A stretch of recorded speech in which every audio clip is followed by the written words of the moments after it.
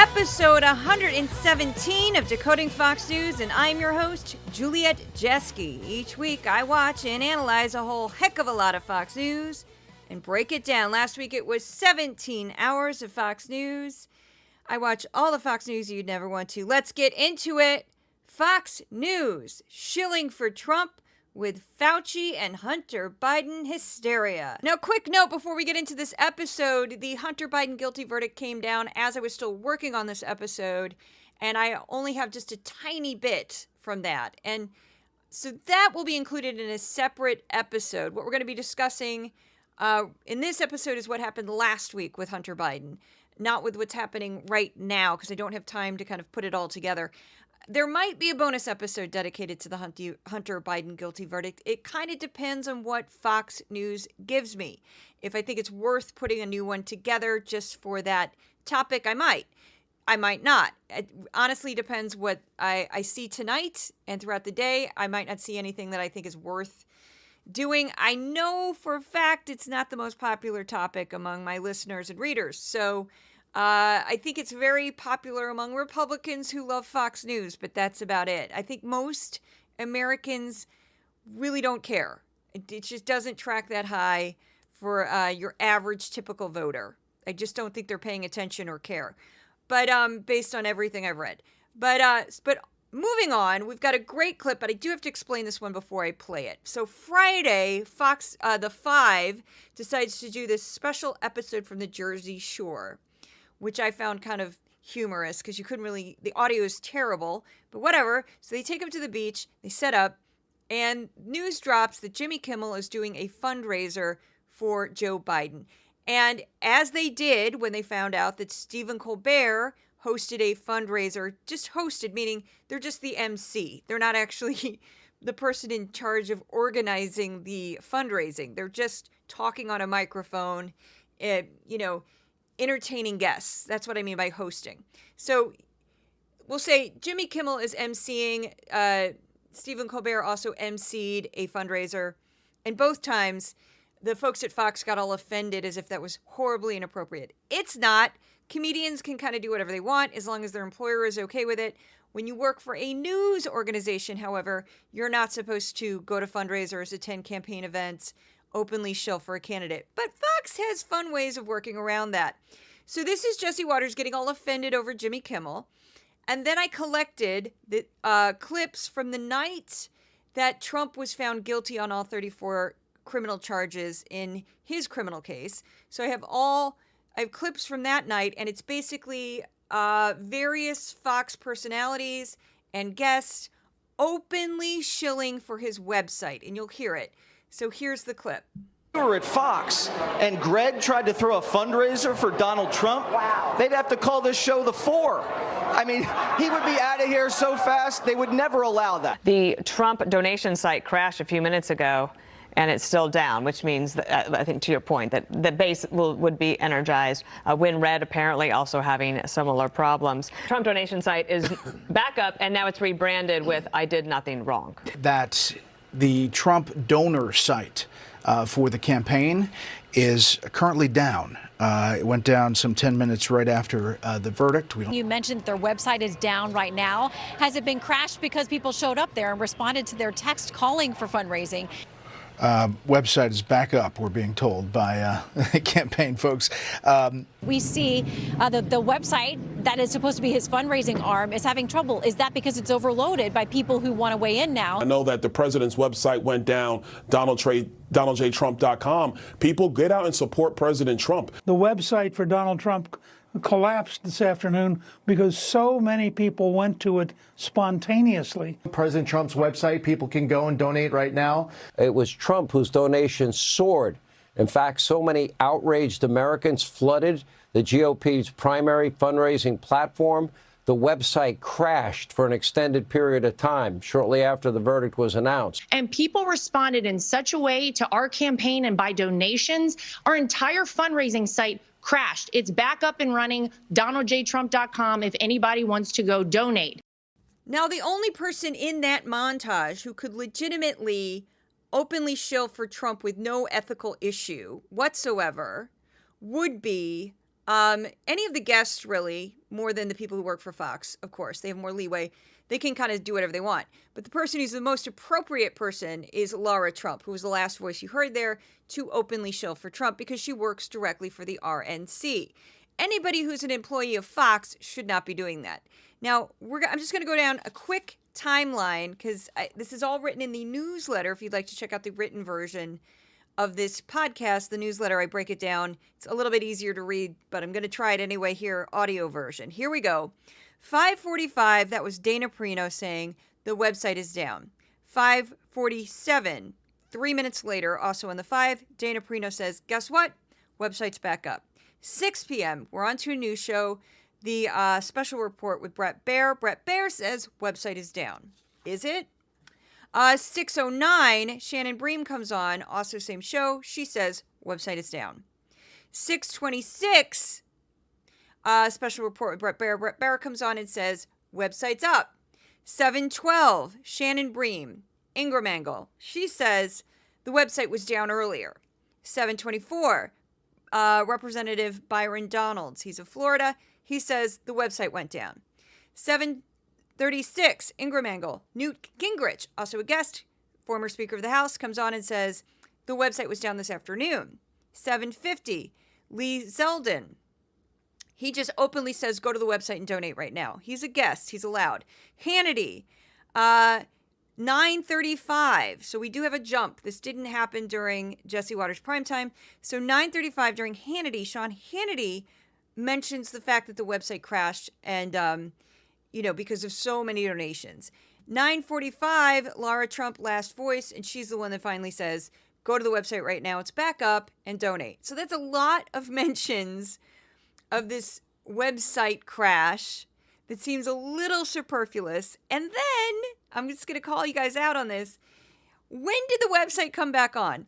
I'm betting it came back on at 5:47, which was the original time Dana Perino said live on air. Oh, guess what? It's back up. Then 13 minutes later, nobody at Special Report with Bret Baier realized it was back up. And then 6:09, they say, oh, it's back up again. When would it get back up?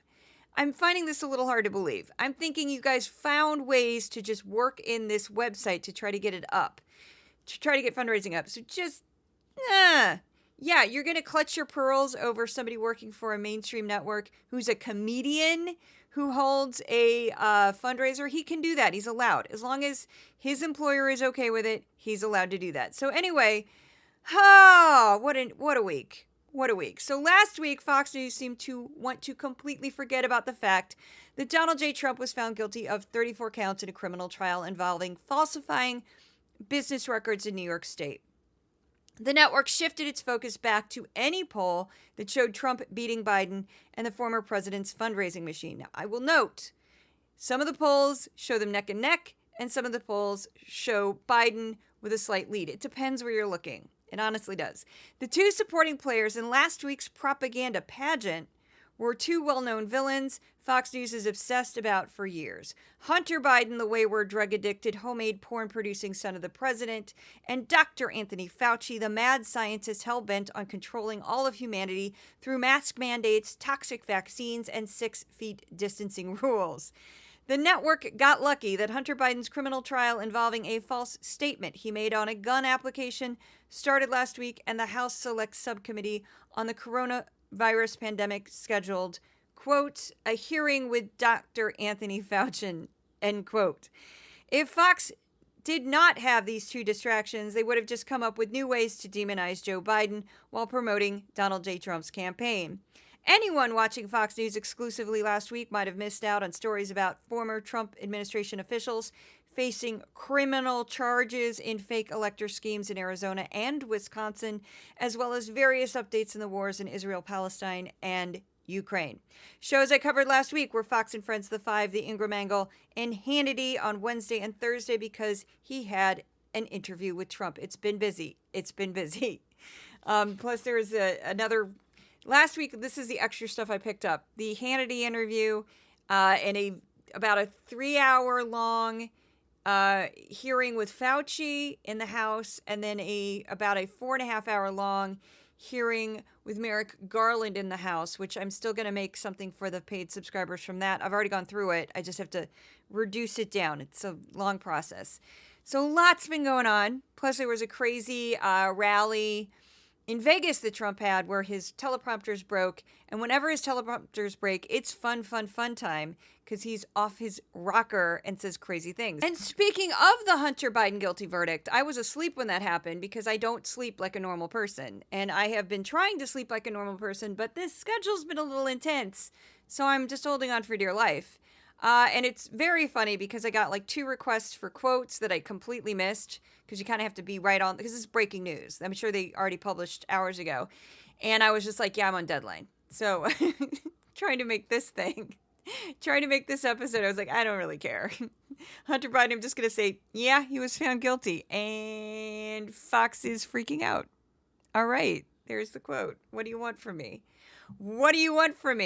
I will probably do this. I said this last week. I was debating it. I will do a quick, probably by this weekend, you'll get a cheat sheet on Hunter Biden because I've gone through, they've done specials on Fox Nation of like, who is Hunter Biden?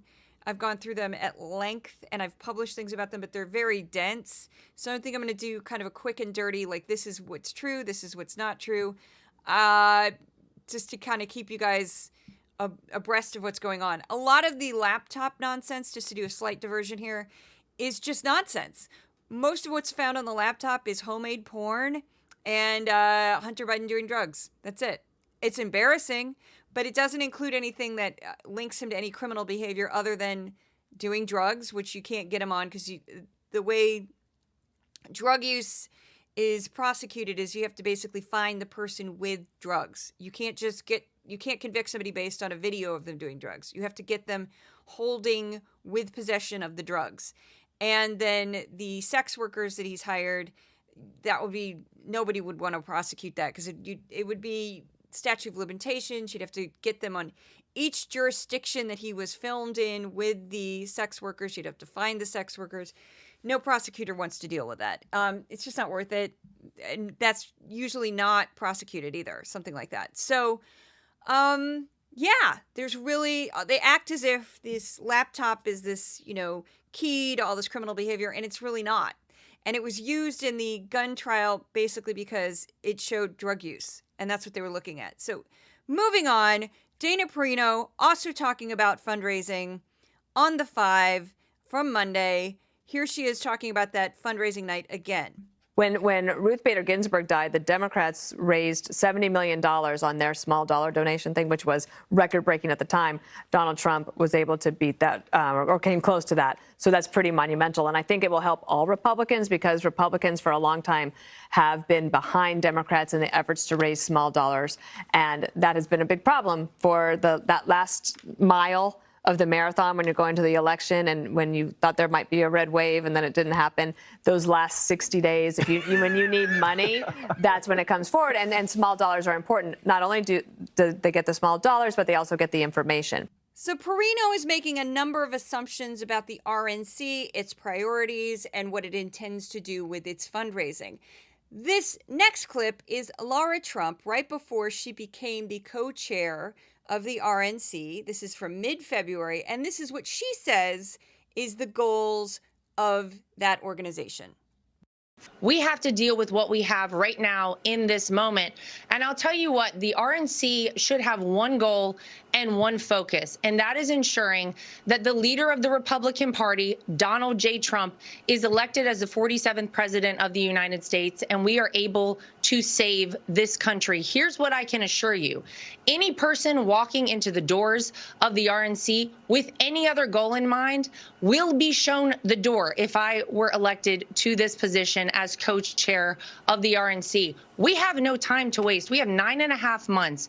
We have to ensure that every single penny raised goes to voter registration, as you just said, legal ballot harvesting, which we have been beaten by the Democrats at forever.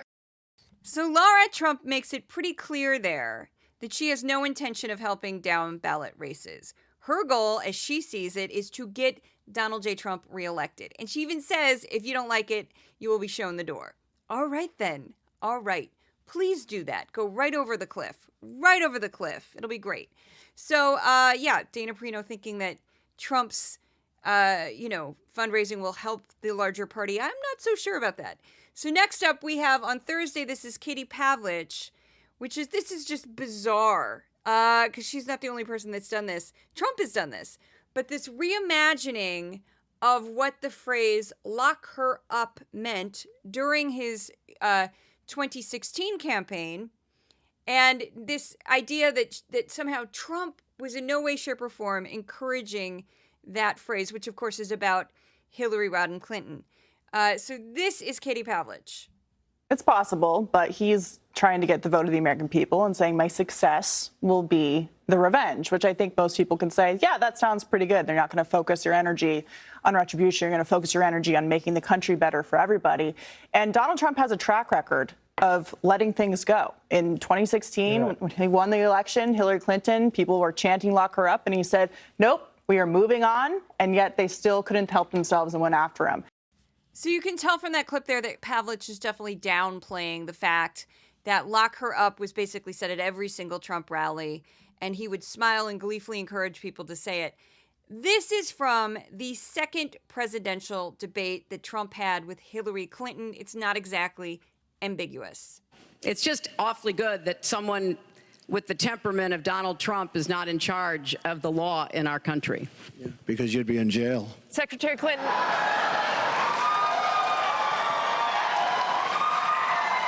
So also, according to a New York Times report in 2018, Trump told the White House counsel he wanted to prosecute his political enemies, including Hillary Clinton and the former FBI director James Comey.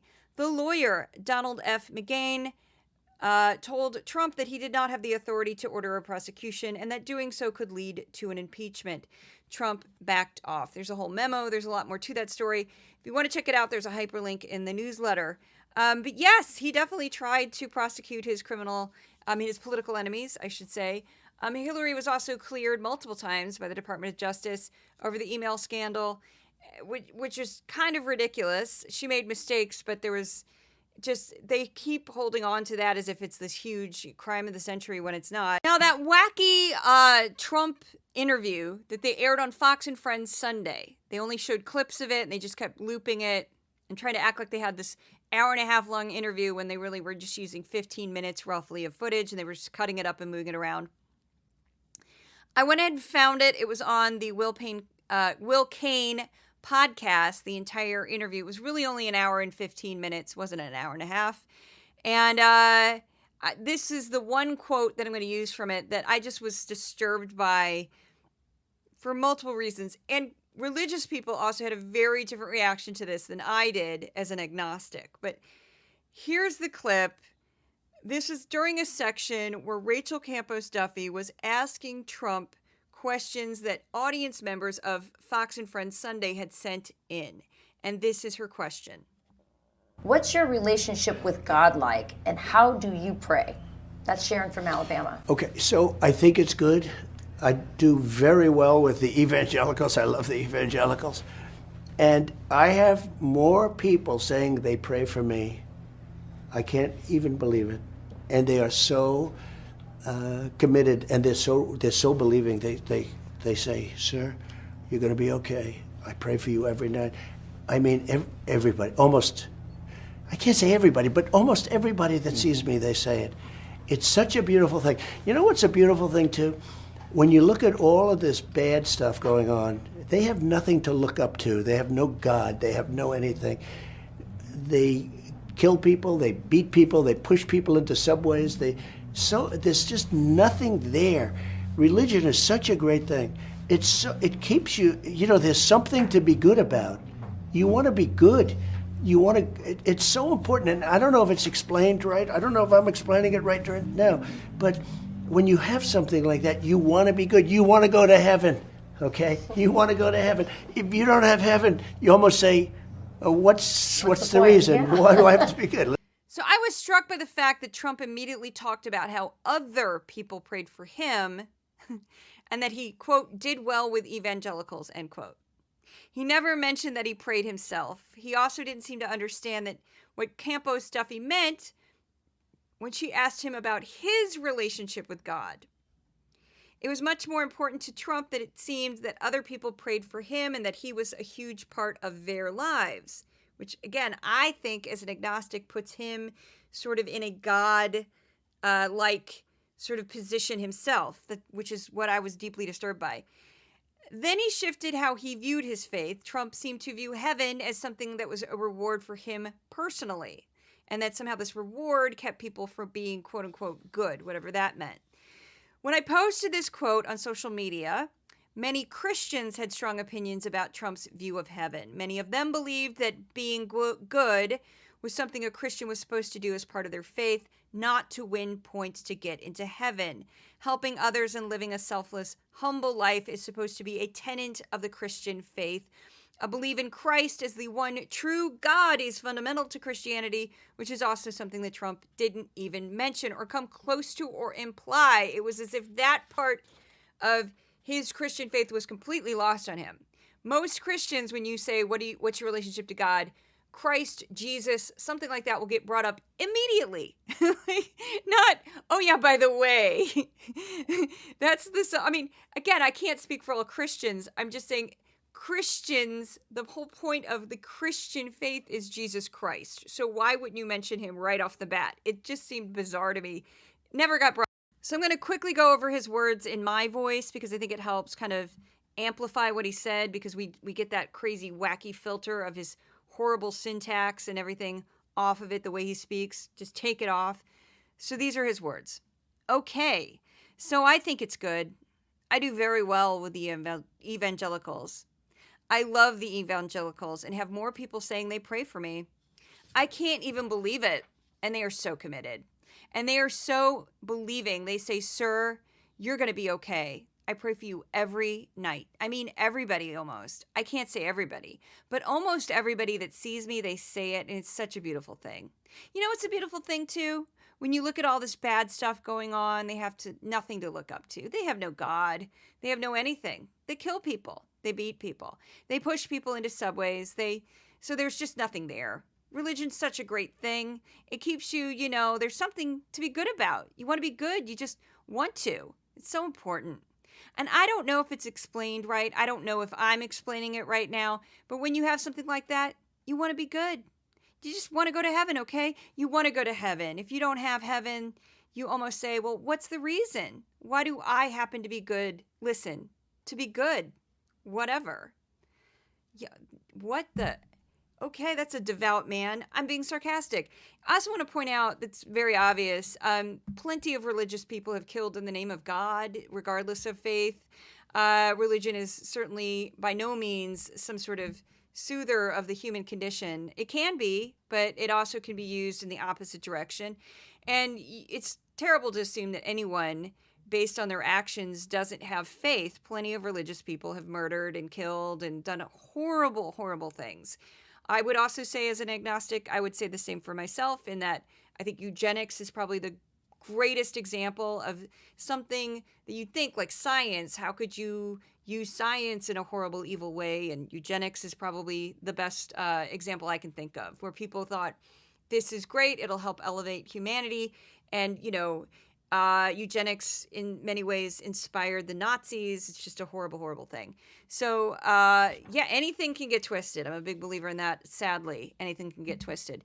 So before I move on to the next section, because it's not about Trump. Oh, we're finally moving on. Thank you, universe. I just want to give a shout out to my sponsor.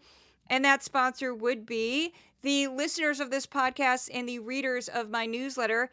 I am 100% supported by subscriptions on my Substack and paid supporters on my Patreon channel. That's it. I have no large donor. I have no large sponsor. I don't have rich parents. Not by any means. My dad was an auto mechanic. And I have no advertisers. So if you would like to support this project, please go to my Substack. $5 a month is the subscriptions. I made it as inexpensive as possible. You can also go to my Patreon and support it there. All paid subscribers and paid supporters get exclusive content. This week I've got another thing coming up from another one of the hearings in Congress. And if you can't afford to become a sponsor, the next best thing you could do is share the podcast, share the newsletter. If you share the newsletter, be careful not to CC me on it, because I sometimes get emails that I'm very confused about, where I'm like, why is this person asking me this question? And I realize that it's not meant for me. They're trying to forward it to someone else. But anyway, if you do, it's not a big deal. I just might respond in a confusing way. Anyway, thank you so much. We're moving on to Steve Doocy pointed out that Trump is a convicted felon. This was a glorious moment. This is on Tuesday on Fox and Friends. Steve Doocy casually called Donald J. Trump a convicted felon when he quoted President Joe Biden's campaign. Here we go. Joe Biden, our president rather, is going to be flying to Normandy later today for the commemoration of the 80th anniversary of D-Day. What's interesting is apparently on Monday, he, behind closed doors at a fundraising event, he let former President Donald Trump have it. For the first time ever, he referred to him as a convicted felon who essentially snapped after he lost in 2020. Some of the campaign remarks quoted include this. Folks, the campaign entered uncharted territory last week. For the first time in American history, a former president that is a convicted felon is now seeking the office of the presidency. This isn't the same Trump who got elected in 2016. He's worse. That's different than Friday when he kind of danced around it and never alluded to that. But as we said on the couch and have been projecting for a while, if he were convicted, and he was, they're going to hang convicted felon around him. And every time they talk about him, it's going to be like a brand name. So that's not quite a full-blown Steve Doocy goes rogue. It feels kind of like a Steve Doocy goes rogue light.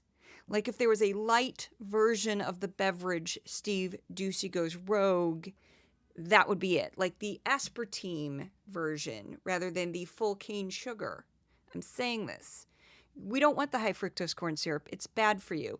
What am I saying? I don't know. I haven't had a lot of sleep in the past 2.5 years. Anyway, if you count grad school, 4.5 years. I haven't in the pandemic. What is sleep? Anyway, that clip was not incredibly newsworthy, but I just wanted to include it in the podcast because I think we just all needed to hear somebody on Fox News saying that Donald J. Trump was a convicted felon. That's it. That's it. Just sometimes we just need to be reminded. We just need something to lift us up and say, yes, play that on a loop. Play that on a loop. And of course it's Steve Doocy. Of course it's Steve Doocy. Next up, this is Judge Jeanine on Thursday on The Five talking about Hunter Biden. What's funny about this is everything she says in this clip, none of it's secret. But here's the clip. What you've got here is a dysfunctional family. You've got a dysfunctional family where the widow of the brother of the defendant was introduced to crack cocaine. They're uploading pornographic videos into some website, and she's throwing his gun away, and then he's having her lie that she then reports the gun was stolen. In addition to that, you have Kathleen Buell, his wife, who has to check the car, his truck, to make sure there's no crack pipes and drugs in the car because her daughter drives the truck. And then what you've got is this Zoe Karsten that you were referring to says every 20 minutes the guy's doing crack. Every 20 minutes. She found him charming. And then she found him charming. Yeah, I'm sure he was a charmer. But this is more than letting the judicial system work. This was trying to pull the wool over the eyes of everybody. Now, what's so crazy about that is she doesn't actually say anything that was not already well known. So I'm not sure who's pulling wool over the eyes. What they were trying to do, what Hunter Biden's lawyer was trying to do, is basically saying that Hunter Biden thought he was sober when he filled out that form, which is, if you know an addict, is very tricky because addicts they live in denial. They'll go through rehab and say, I'm sober now, and then immediately do drugs or drink alcohol, and then 5 minutes later go, I'm sober, because they're in that, it's a weird headspace. If you've ever known someone who struggled with addiction, that's the reason why we say struggled with addiction. We don't say, one addiction. And you should say recovering addict, not recovered addict, because it is a constant process. If you've known anybody who's been through it, it's a constant battle of beating those demons and trying to engage in positive behavior and not use and not abuse the substance. So I actually, even though he didn't win the case, I actually do see where Abby Lowell was trying to go with this. And I have read both memoirs, and they're both Hunter's ex-wife's memoir is the better read because she comes across as incredibly sympathetic and a very real person who views herself as flawed and has made mistakes, but she desperately tries to stay married to this man and gives him every benefit of the doubt multiple times. And interestingly enough, her book sold a lot better than his. I only bring this up because, again, Judge Jeanine acts like there was this sort of vast conspiracy to keep this from the public. It's been available. If you were able to buy his book, which has been publicly available since it was published, you can go to the library and get it. You can find excerpts from it online. Fox News has used excerpts of it in their specials on Hunter Biden for years. Basically, since it was published, they've used clips from the audiobooks, which they did legally. They read from the excerpts. So none of this was secret, and it's kind of sadly typical of an addict. The only exceptional thing about Hunter Biden is because he had great means, he had money, he was able to avoid hitting rock bottom. And if you've ever struggled with addiction or had a loved one who struggled with addiction, rock bottom is that point where they basically know they have to turn it around. And I don't mean to get emotional. It's just, this is something that is near and dear to people I know, and I don't, for privacy reasons, I'm not going to say, but I have known people who have struggled with this and beaten it and are recovering addicts, and they are rock stars, they are superstars. It takes tremendous courage and strength to fight back against something like this because it is inherited. We know it is. It is a disease, and other factors can factor into it. And that's why I think it's just been so extraordinarily cruel for Fox and the right-wing media to attack Hunter Biden in the way that they have relentlessly attacked him. I'm sure many of them, all of them, have addicts or people who are struggling in their families. I'm sure of it. I have zero doubt. It's just too common of an affliction. So, anyway, God, this surprised me. I didn't think I'd get emotional about this, but I am fighting back tears right now. If you are a recovering addict, you are a superstar. Keep at it. You've got this. Next up, and this was just absolutely, this was Fox News to the pinnacle of Fox News. They kept blaming Jill Biden for everything. Jill Biden, the First Lady, the wife of President Joe Biden, the stepmother of Hunter Biden. And this first clip is from Fox and Friends on Tuesday. This is Ansley Einhart talking about Jill Biden at Hunter Biden's trial. Not going to go for the ride. What message is the White House sending having Jill Biden walk into the courtroom? This is the First Lady of the United States. Yep, yeah, and just with all the SUVs, who his family is. All the SUVs and everything, all the jury. It's actually incredibly normal for family members to go to court when they have a loved one, a relative, who's facing criminal charges. That's incredibly, incredibly normal. It's normal. It's unusual when they don't do it. My sister, a criminal defense attorney, has said most of her clients are men.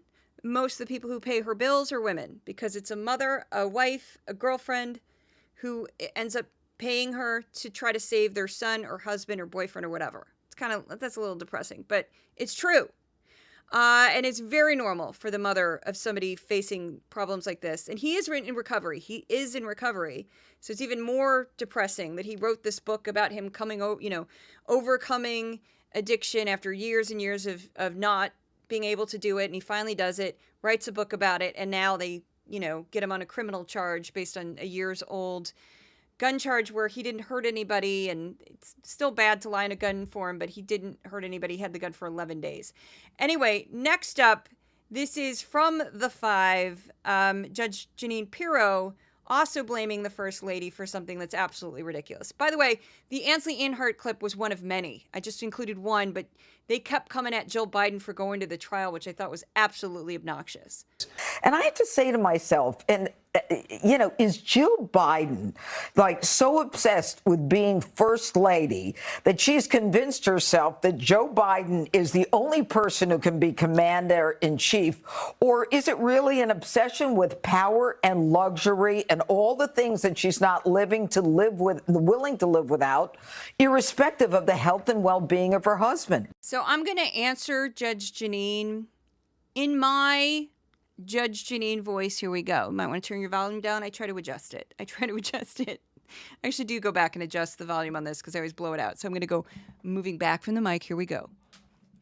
I'm Judge Jeanine, and I'm here to tell the other Judge Jeanine that Joe Biden is an adult with free will and autonomy, and women do not control men. Men are not puppets of the will of their wives. Some are, I guess. But are you kidding me? This man is the leader of the free world. And look at Joe Biden. She looks like a nice, sweet teacher. She's never been a big personality. She's always been in the sidelines, in the shadow of her husband, and she's been pretty happy doing it. So why in 2024 are we still blaming women for the actions and decisions of their husbands? I mean that. Judge Jeanine, come on. She shows signs of feminist theory all the time, and then she does this, and I'm like, what are you doing blaming Joe Biden? Anyway, stop blaming Joe Biden. This next one is just thrown in there because this Dr. Fauci hearing in the House happened last week, and they tried to make a big deal out of it, and this is crazy. I also wanted to include this because this is a great use of propaganda here, and that I watched the whole 3-hour hearing. It was incredibly boring and stupid. They just rehashed old conspiracy theories. Some of them blatantly tried to blame Dr. Fauci as if he personally created the pandemic, which made no sense. The highlight was Marjorie Taylor Greene kept attacking him, wouldn't call him a doctor, kept insinuating a bunch of nonsense, calling him a criminal. And then she was basically escorted out of the House by Capitol Police when she wouldn't shut up when she kept talking when it wasn't her turn. They let her do her thing. Her 5 minutes turned into 8 minutes because she kept saying, objecting to time lost and this sort of thing. And then she finally finished, and it was absurd. And then they moved on, and they had moved on to other representatives, and then she started talking out of turn, and they kicked her out. So that was it. But this is Laura Ingraham's take on it. It was actually called the House Select Subcommittee on the Coronavirus Pandemic, scheduled, quote, a hearing with Dr. Anthony Fauci, end quote.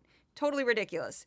And this is what Laura Ingraham did. This is why I wanted to include this clip, because this is a classic propagandist technique. So instead of saying this herself, she finds somebody else from the internet and just reads their statement. And that's what she does here. And here's the clip. Well, perhaps the best comment on the Fauci reemergence was from Clifton Duncan on X.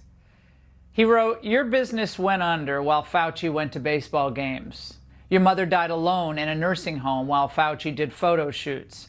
Your child hanged themselves from despair while Fauci hobnobbed with celebs. People got divorced. People severed lifelong friendships.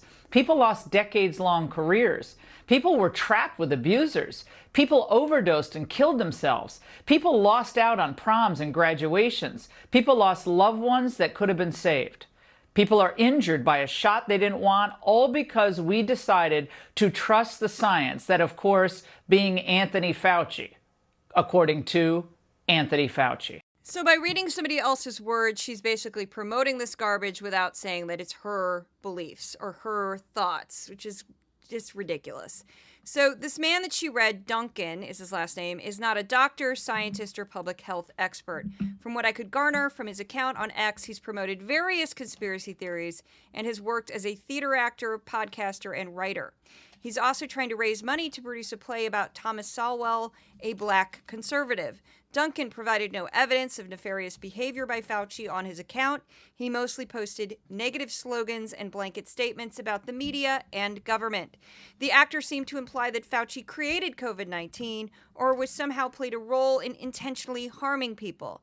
During the House hearing, several Republican lawmakers also echoed such sentiments, but they didn't have any proof to back up their claims. In fact, Democrats at the same hearing pointed out that they had interviewed the doctor for over 14 hours, sent more than 115 investigative letters, conducted 30 transcribed interviews, and held 27 hearings or briefings, and reviewed more than 1.5 million pages of documents, and still didn't have any conclusive evidence of the origin of the virus or any sinister plot by Dr. Fauci or anyone. Now, all those specific examples I've pulled from this investigation were pulled directly from the wording in the hearing itself. So that's exactly accurate. That's what they're bragging about. So if you want to check out the full hearing, it is quite long. Most of it is quite boring, but you can find it on YouTube. I would suggest, if you're looking for a YouTube clip of it, to use the PBS NewsHour because there won't be any commercials. You can also find it on C-SPAN. I'm a huge fan of C-SPAN because you can find anything on C-SPAN pretty much. Sometimes you can't, but pretty much. It's a very good resource, and there's no commentary. It's just the raw footage. That's what I love about it. No commercials. It's great. C-SPAN, big fan.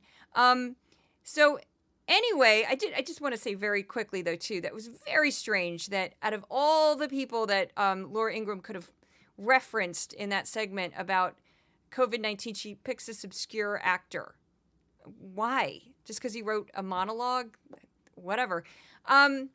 So, and that was really funny, too, because when I looked him up, he had blocked Decoding Fox News, and I have no idea who he was. So I was like, well, I guess I posted something that got under his, ruffled his feathers a little bit there, which is really funny because I have an alternate account. I can look up anybody.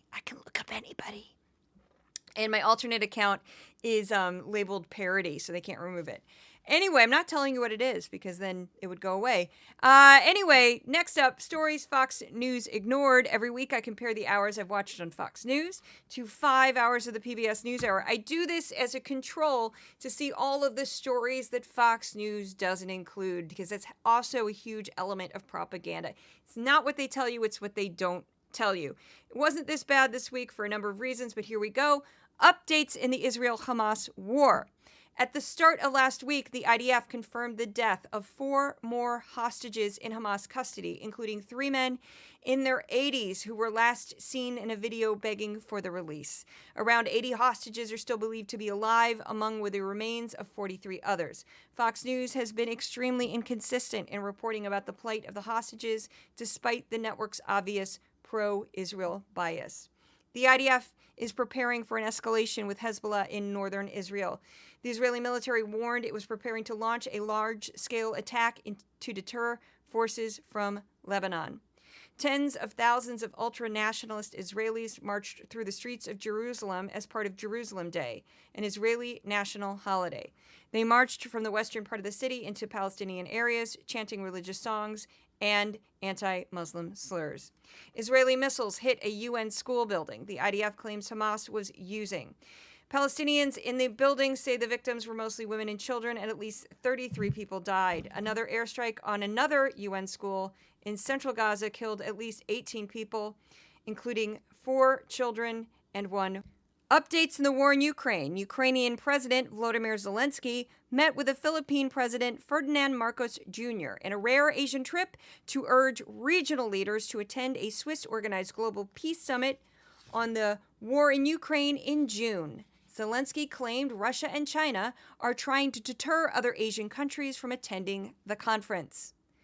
A Ukrainian drone hit an oil refinery and fuel depot inside the Russian border. France said it will supply Ukraine with Mirage 2000 fighter jets, along with providing pilot training. While President Biden was in Europe commemorating the 80th anniversary of the D-Day invasion, he apologized to President Zelensky for the delay in military aid caused by radical Republicans in Congress. He also pledged an additional $225 million in military aid. Toyota apologized for widespread cheating on vehicle certification tests and halted production on 3 models. Mazda had similar problems and has suspended production on 2 models. According to an AP survey last year, the average CEO pay was $16.3 million, or nearly 200 times the average pay of a typical worker. Typical compensation packages for chief executives who run companies in the S&P 500 rose nearly 13% last year. Ford Motor Company unveiled its recent renovations to an old abandoned train station in Detroit. The newly revived building will serve as a new center for tech innovation. 3 top allies to former President Donald J. Trump were criminally charged in Wisconsin as part of a fake elector scheme following his 2020 election loss. They were charged for their role in getting a slate of pro-Trump electors to sign paperwork attesting falsely that Trump had won Wisconsin in the 2020 election. Former Donald J. Trump presidential chief of staff Mark Meadows and Trump 2020 Election Day Operations Manager Michael Roman pleaded not guilty to 9 felony charges for the roles in an effort to overturn Trump's Arizona election loss to Joe Biden. So that's both Wisconsin and Arizona, fake elector scheme.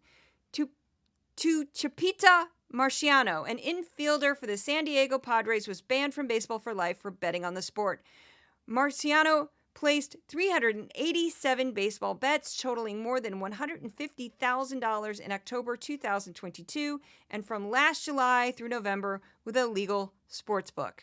Republicans in the Senate blocked a bill that would enshrine a federal right to access contraception. The vote on the Right to Contraception Act was 51-39, falling short of the 60 votes needed to defeat a filibuster and move the bill forward. OpenAI employees issued an open letter about the concerns they had about the safety of AI technology. Prime Minister Narendra Modi was re-elected in India, even though his party lost seats to a stronger than expected opposition. Since his party did not win a majority on its own, Modi will need the support of other parties in his coalition in order to pass legislation. An independent advisory panel to the U.S. Food and Drug Administration voted overwhelmingly against the use of MDMA, also known as ecstasy, to treat post-traumatic stress disorder. That's an interesting article. Don't have enough time to explore it. Please check it out online in the hyperlinks on the newsletter.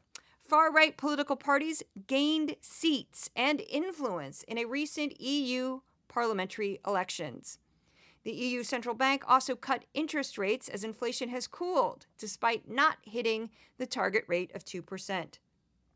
Steve Bannon, a longtime supporter and advisor to former President Donald J. Trump, must report to prison by July 1st for his 4-month sentence for defying a subpoena from the House committee that investigated the U.S. Capitol insurrection. Justice Clarence Thomas, in a financial disclosure, acknowledged luxury trips he took in 2019 with billionaire Harlan Crow. Justice Ketanji Brown Jackson also reported receiving 4 concert tickets valued at $3,700 from Beyoncé and $10,000 of artwork for her chambers from the Alabama artist and musician Lonnie Holley. After a decades-long decline that began in the early 2000s, Gen Z is reversing the trend in teen employment. The percentage of 16 to 19-year-olds who had a job or were looking for one hit a high of 38% in May. The Biden administration raised fuel standards for cars to 50.4 miles per gallon by 2031. Now, that was all the stories. There weren't as many. PBS just debuted a huge studio this week. So last week they were recycling a lot of segments, and they openly said these are encore segments when they introduced them. So I think that's why it was a little bit less than it normally is. I will also comment very quickly that they did mention in passing that like Gen Z teens, 38% of them work. So 38% of Gen Z teenagers work. Gen X apparently was like 60%. Gen X and boomers, we worked at a much higher rate when we were teenagers. And I laughed out loud. I went, yeah, that sounds about right. Most of my friends had jobs when they were teenagers. Anyway, by the numbers, every week I compare the top 5 topics on Fox News to the top 5 on PBS. And again, I do this to show the stories that Fox doesn't show and to show what's important and what's not important. Here we go. Fox News, top 5 topics, 28%. Trump, 2024, that's them just blatantly shilling for Trump. Biden bashing, that's them tearing down President Biden, 21%. 14%, Hunter Biden. 4%, D-Day anniversary. And 3%, I just called this section, Dr. Fauci is evil, because that's relevant. PBS NewsHour, 5 topics for the week ending June 9th, 2024. Number 1, artist profile, a lot of them were reruns, 19%. Author profile, these are books, 9%. D-Day anniversary, 7%. Biden new border policy, which was an executive order, 7%. Fox also talked about it, but wasn't as nearly as important. And then 4%, I wrote Trump 2024, but it wasn't them promoting Trump. It was just them talking about the Trump campaign. Now, for the words used on Fox for the week ending June 9th, 2024, Biden topped the list at 652, Trump 471, Hunter staggering at 234 mentions. I bet this week it's going to be off the charts. Border 179, D-Day 50, crime 48, China 39, inflation 39, black as in black voters 27, Poles 20, Israel 16, Hispanic. They tend to use Hispanic, not Latino. 14. I searched for Latino, nothing came up, which was strange. Iran 8, AOC as in Representative Alexandria Ocasio-Cortez 3. She always makes the list, and that's the podcast. Again. Don't know if I'm going to be doing a separate episode for Hunter Biden's guilty verdict or not. We'll see what they give me. If you'd like to check out more of Decoding Fox News, you can go to my Substack for Decoding Fox News. You can check me out on Twitter, also known as X, Threads. I have a lot of followers in Threads. Instagram. The comments are always funny on Instagram. TikTok. I hate TikTok, but I'm on there just to promote the brand. You know how you do. I have a Facebook fan page, not my personal page. It'll say fan page on it. You can check that out as well, and YouTube. Also, if you'd like to become a paid subscriber and supporter of Decoding Fox News, you can go to my Substack for Decoding Fox News or my Patreon for Decoding Fox News. I also want to give a shout out from the podcast mascots. Those would be my cats, Odin and Thor. Odin is a black cat. Thor is a tuxedo. They're both superstars. They send their love. And you can find a version of this podcast on the Resolute Square YouTube page on YouTube. And that's it. I'm exhausted. And now I get to watch a bunch of Hunter Biden craziness on Fox News. I will see you at the next podcast.